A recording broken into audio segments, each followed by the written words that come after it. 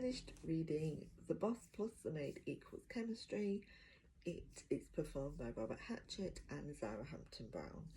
So we have our two main characters, Bennett and Eva, who I started reading the arc, and then at 20% I got the ALC, so I switched and went back to the beginning and listened to it because Bennett is so grumpy that I needed that in the ear holes.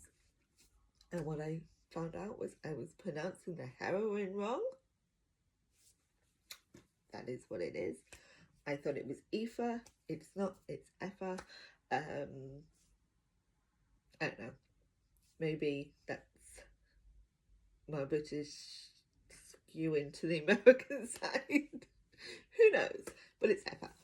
And so she's British, he's American, he's a billionaire, he has a pseudonym, he is right now living at his hotel because he is this big tech guy and thinks somebody is trying to get to him. Eva comes over to the US and you will know her or click about her sister if you read Dr. Single Dad, because this is the sister of the main female character in that book. And so we do get little bits of her and Axe. So this book, it's low angst. There is like this intrigue threaded through, like who is trying to get to him, why are they, how are they doing it. He's very grumpy, which I ate up. I loved it so much. You know, sometimes the grumpiness just doesn't come across as grumpy. It comes across more kind of mean and dressed up as grumpy. That wasn't there. So he was just purely a grumpy guy. And that kind of stayed. It wasn't like, oh, he's met the heroine, now he's no longer grumpy. He was still a grumpy guy. And I love that because it matched her sunshine so well. She just has this sunshine personality that kind of brings him out a little bit. And, you know, they try and stay away from each other. It does not work. She is actually working at the hotel to make some money for a summer in the US while she is trying to get a job at a tech firm. You guessed it, his tech firm. And which doesn't know how because it's all hidden. And I loved the ending and how he wins her back.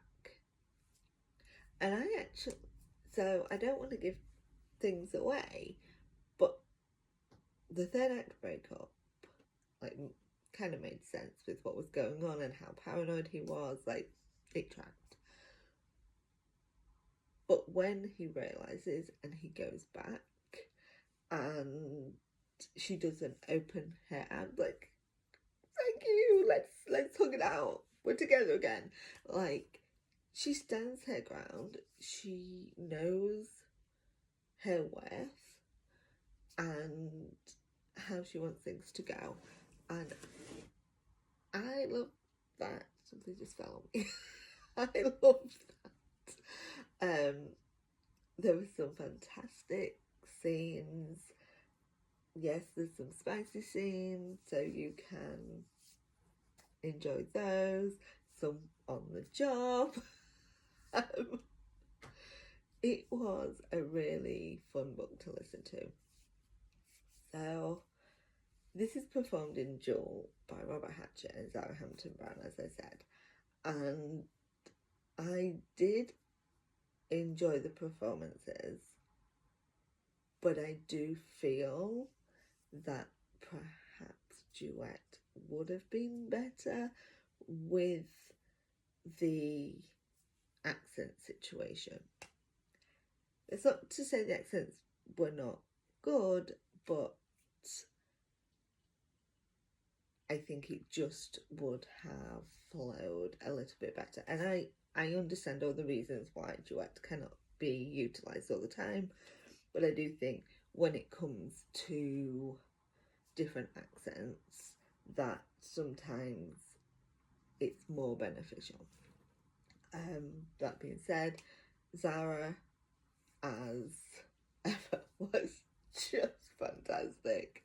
And, you know, I did another video of this where I was like, I don't think she's having to push herself here, because that is kind of her personality. Anyway, she is a sunshine personality.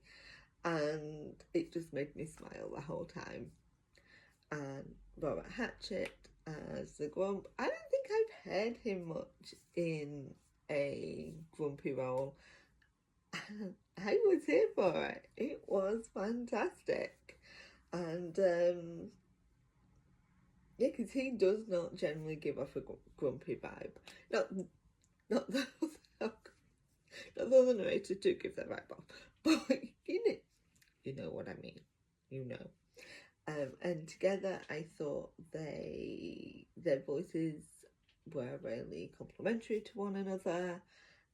It was great to listen to. It is produced by Easthouse Productions, and the production was great. And yeah, just a must listen.